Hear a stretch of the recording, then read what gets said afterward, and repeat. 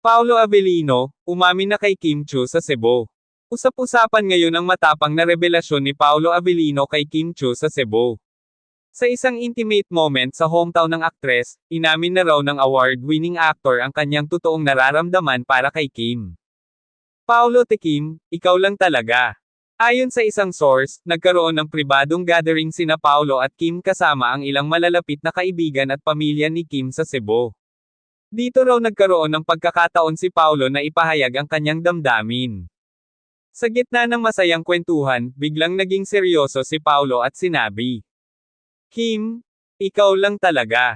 Napangiti na lang daw si Kim at tila hindi makapaniwala sa narinig. Kim Chiu, kinilig at na-touch. Bagamat hindi pa nagbibigay ng opisyal na pahayag si Kim tungkol dito, marami ang nakapansin na tila blumang siya pagkatapos ng Cebu trip nila ni Paolo. Sa kanyang recent social media post, may cryptic message siyang iniwan. "Home is where the heart is." Dahil dito, mas lalong naging palaisipan sa netizens kung si Paolo nga ba ang heart na tinutukoy niya. Fans react, Kim Pao is real. Matapos lumabas ang balitang ito, agad na nagtrending ang hashtag #PaoloAmina sa Twitter. Maraming fans ang natuwa at kinilig sa posibilidad na nag-level up na ang relasyon ng dalawa.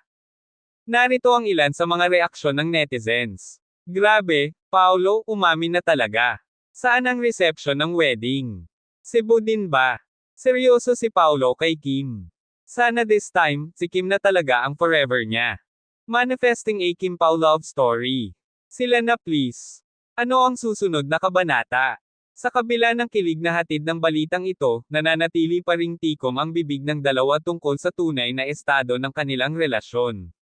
Pero isang bagay ang sigurado, may espesyal na koneksyon sila, at mas tumitibay ito sa paglipas ng panahon.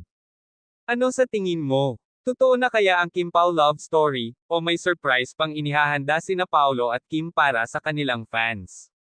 I-comment ang iyong opinion at i-share ang artikulong ito para sa iba pang showbiz updates.